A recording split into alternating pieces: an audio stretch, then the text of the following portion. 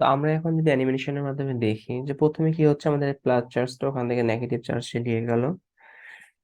এরপরে ওখান থেকে একটা যেহেতু মাইনাস চার্জ নিয়ে গেছে, তো একটা প্লাস চার্জ মুক্ত হয়ে যাবে। সেটা এখন কি হয়ে যাবে, ক্যাপাসিটরের প্লেটে সঞ্চিত আদান হিসেবে থাকবে বা ক্লোজ চার্জ। এবার ওটা ইলেকট্রিক ইন্ডাকশন উপায়ে আরেকটা নেগেটিভ চার্জ নিচের পাত থেকে নিবে এবং নিচের পাতে একটা প্লাস ফ্রি হয়ে যাবে। সোর্স থেকে একটা নেগেটিভ চার্জ এসে ওটাকে নিউট্রাল করে দিবে। এবং বারবার এখন কি হবে, এই প্রসেসটাই কি হবে, কন্টিনিউ করতে থাকবে। করে কি হবে, আমাদের উপরের প্লেটটাকে পজিটিভ চার্জ গুলো সঞ্চিত সঞ্চিত হবে, আর নিচের প্লেটটা থেকে আমাদের নেগেটিভ চার্জ সঞ্চিত হবে। তাহলে আমাদের একটা নেগেটিভ একটা প্লাস চার্জ সঞ্চয় হলো। এরপরে ইলেকট্রিক ইন্ডাকশন উপায়ে একটা নেগেটিভ চার্জ সে সঞ্চয় করলো। তারপরে একটা প্লাস চার্জ ফ্রি হয়ে গেছে এবং ব্যাটারি সোর্স থেকে একটা নেগেটিভ চার্জ এসে ওকে কি করে দেবে, এখন নিউট্রাল করে দিল। এরপর উপরের প্লেট থেকে আরেকটা পজিটিভ চার্জ নেগেটিভ চার্জকে ভোল্টেজের পজিটিভ নিয়ে টান দিয়ে নিয়ে চলে যাবে। দেন একটা প্লাস ফ্রি হয়ে যাবে। প্লাসটা এখন কি হয়ে যাবে, ক্লোজ চার্জে হয়ে যাবে, অর্থাৎ ক্যাপাসিটরের প্লেটে সঞ্চিত হবে এবং ওটা কি করবে, নিচের প্লেট থেকে একটা ইলেকট্রিক ইন্ডাকশন উপায়ে নেগেটিভ চার্জ সে নিয়ে নিল। এরপর একটা পজিটিভ চার্জ ছেড়ে দিল। পজিটিভ চার্জটা এবার সোর্স থেকে নেগেটিভ চার্জ এসে ওকে নিউট্রাল করে দিবে। তো এই সাইনটা দ্বারা আমরা কি বোঝাই, যে নিউট্রাল করে দেয় আর কি, নিউট্রাল করে দিল। এর পরে ভিতরের যে ডাইলেট্রিক, আসলে এটা আগেই ঘটে, বাট আমি বোঝানোর ক্ষেত্রে এটা পরে দিছি আর কি। এই যে ভিতরের যে পোলারাইজড হয়ে প্লাস গুলা মাইনাস কে আকর্ষণ করে, মাইনাস গুলা প্লাস কে আকর্ষণ করবে। আবার এখানকার মাইনাসটা, আবার প্লাসটা মাইনাস কে আকর্ষণ করতেছে, তার দিকে নিয়ে গেল, প্লাস কে মাইনাসের দিকে আকর্ষণ করে নিল। এরপর আবার প্লাস মাইনাস কে আকর্ষণ করে নিল, মাইনাস প্লাস কে আকর্ষণ করে নিল। এই তো এইভাবে আমাদের ভিতরে যে ডাইলেকট্রিক ম্যাটেরিয়ালটা থাকে সেটা আমাদের এইভাবে তার কার্যপ্রণালীগুলো সে কমপ্লিট করে। একইভাবে আমাদের অনেক সময় বলে যে নেগেটিভ চার্জ, যেটা আমরা সাধারণত বলি নেগেটিভ চার্জ থেকে আসবে, তো নেগেটিভ চার্জ থেকে আসবে, এসে পজিটিভ চার্জকে সে নিয়ে নিবে, নিয়ে সে কি করে দিবে, নিউট্রাল করে দিবে। পজিটিভ চার্জ নিউট্রাল করে দেওয়ার পরে কি হবে, ওখানে একটা পজিটিভ চার্জ এক্সট্রা থেকে যাবে। ওটা কি হবে, আমাদের ধাতব প্লেটে সঞ্চিত হবে আর কি, আবদ্ধ হবে পজিটিভ চার্জ। এবং নেগেটিভ চার্জ কি করে, উপরের প্লেট থেকে একটা পজিটিভ চার্জকে সেই ইলেকট্রিক ইন্ডাকশন উপায়ে তার দিকে টেনে নিয়ে আসবে এবং ওখানে একটা নেগেটিভ চার্জ ফ্রি হয়ে যাবে, ওইটা তারপরে সোর্সের পজিটিভ চার্জ তাকে নিয়ে চলে যাবে। আবার নেগেটিভ চার্জ একটা চলে আসবে, নেগেটিভ চার্জ এসে সে আবার পজিটিভ চার্জটাকে সে তার দিকে নিয়ে নিবে। দেন ওটা নিউট্রাল হয়ে যাবে এবং ওখানে একটা নেগেটিভ চার্জ ফ্রি হয়ে গেল, নেগেটিভ চার্জটা এবার ক্যাপাসিটর প্লেটে সঞ্চিত হবে এবং ইলেকট্রিক ইন্ডাকশন উপায়ে উপর থেকে একটা পজিটিভ চার্জ সে তার নিচের দিকে নিয়ে আসবে।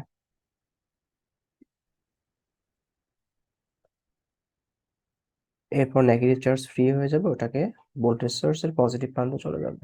এরপর আবার একটা নেগেটিভ চার্জ আসবে, নেগেটিভ চার্জ এসে পজিটিভ চার্জকে তার দিকে নিয়ে যাবে এবং পরিশেষে কি হয়ে যাবে, দুটা নিউট্রাল হয়ে যাবে।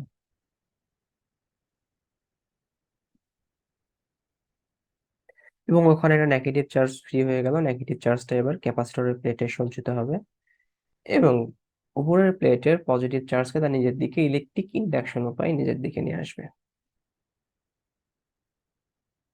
এবং একটা নেগেটিভ চার্জ ফ্রি হয়ে যাবে।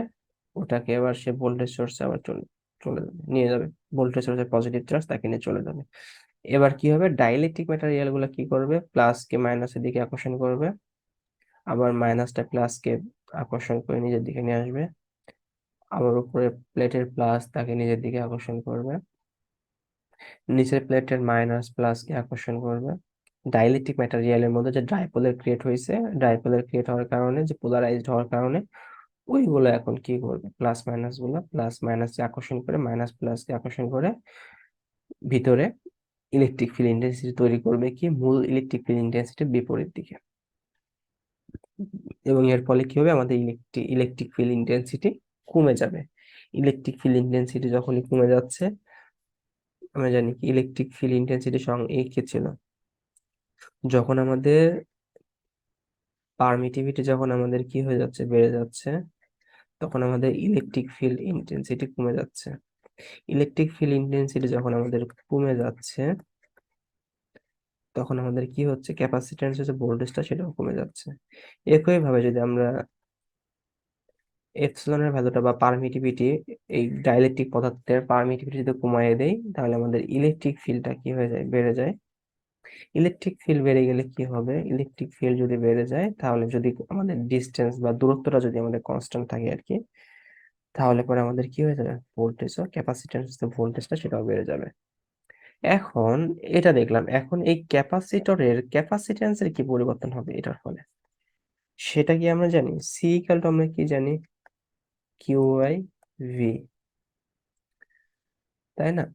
তাহলে এই ভি যদি এখন আমার কোনো কারণে বেড়ে যায়, ভি যদি বেড়ে যায়, তাহলে আমাদের কি হবে, এই ক্যাপাসিট্যান্স এর ভ্যালু কি কমে যাবে। তার মানে কি, এপসিলনের ভ্যালু কমে গেলে আমাদের ক্যাপাসিট্যান্স এর ভ্যালুটাও কমে যাবে। আবার যদি সি ইকুয়াল টু আমরা কি জানি, কিউ বাই ভি, যখন আমাদের এখানকার যখন এইটার ক্ষেত্রে যখন আমাদের এপসিলনের ভ্যালু কমে গেছে, তখন আমাদের কি হয়ে যাবে, ক্যাপাসিট্যান্স এর ভ্যালুটা বেড়ে যাবে।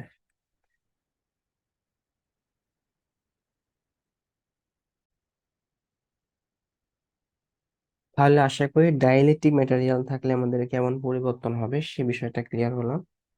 তো আমরা এবার যাব হচ্ছে ক্যাপাসিটরের কনস্ট্রাকশন।